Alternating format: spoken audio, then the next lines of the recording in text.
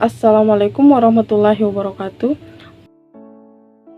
Perkenalkan, nama saya Nirma, NIM 19020100069, kelas PAI 7B.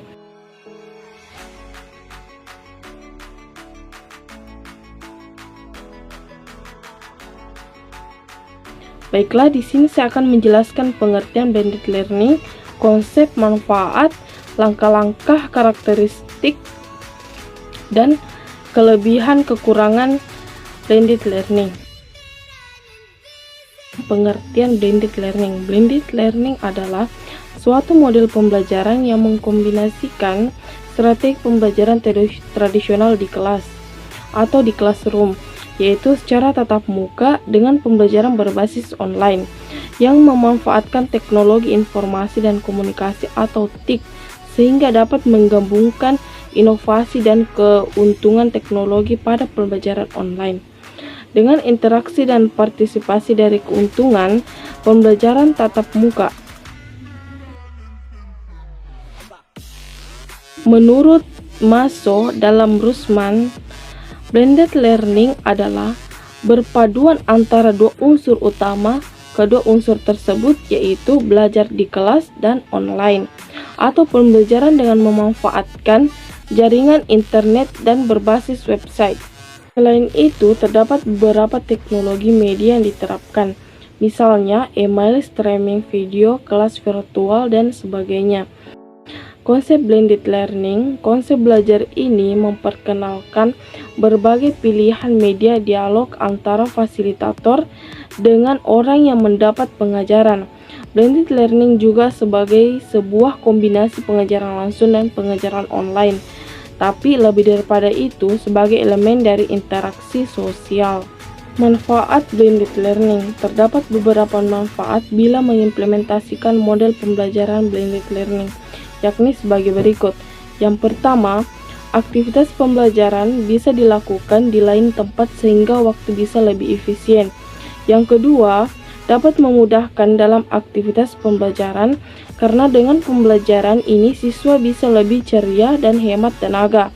Dan yang ketiga, anggaran untuk tugas bisa lebih hemat karena dalam aktivitas siswa bisa menghemat kertas untuk tugas, laporan fisik, dan bisa menghemat perjalanan lokasi kelas alias bisa menghemat bensin dan waktu.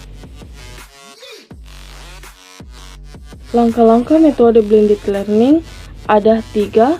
Yang pertama, pihak sekolah harus mengidentifikasi urgensi dalam menerapkan metode pembelajaran gabungan, kemudian melakukan pendataan terkait sarana serta prasarana yang diperlukan untuk menerapkannya. Yang kedua, merancang apa teknis pembelajaran menggunakan metode blended learning. Dan yang terakhir, yang ketiga, pihak sekolah harus mensosialisasikan kebijakannya pada orang tua serta peserta didik. Karakteristik blended learning ada 4. Yang pertama, menggabungkan beragam cara penyampaian. Yang kedua, kombinasi pengajaran secara langsung. Dan yang ketiga, berpaduan antara cara mengajar dan gaya pembelajaran efektif. Dan yang keempat, guru dan orang tua mempunyai peran yang sama. Kelebihan dan kekurangan blended learning. Kelebihan blended learning yang pertama, lebih menghemat waktu dan biaya. Yang kedua, pembelajaran lebih efektif dan efisien. Yang ketiga, pembelajaran tidak terbatas ruang dan waktu. Yang keempat, peserta didik mudah mengakses materi pembelajaran. Yang kelima, peserta didik leluasa mempelajari materi secara online. Yang keenam, guru dan peserta didik dapat berdiskusi di luar jam tatap muka. Yang ketujuh, guru dapat dengan mudah menambahkan materi pembelajaran dengan fasilitas internet. Yang kedelapan, dapat memerlukan jangkauan pembelajaran dan pelatihan. Yang kesembilan, hasil belajar lebih optimal. Dan yang terakhir, meningkatkan daya tarik peserta didik dalam pembelajaran.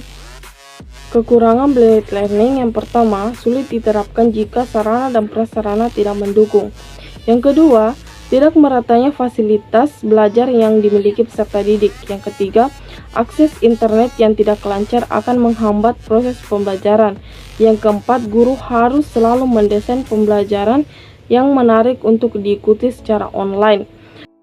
Baiklah, itulah tadi penjelasan saya tentang blended e-learning. Kurang dan lebihnya mohon dimaafkan. Wabillahi taufiq wal hidayah. Wassalamualaikum warahmatullahi wabarakatuh.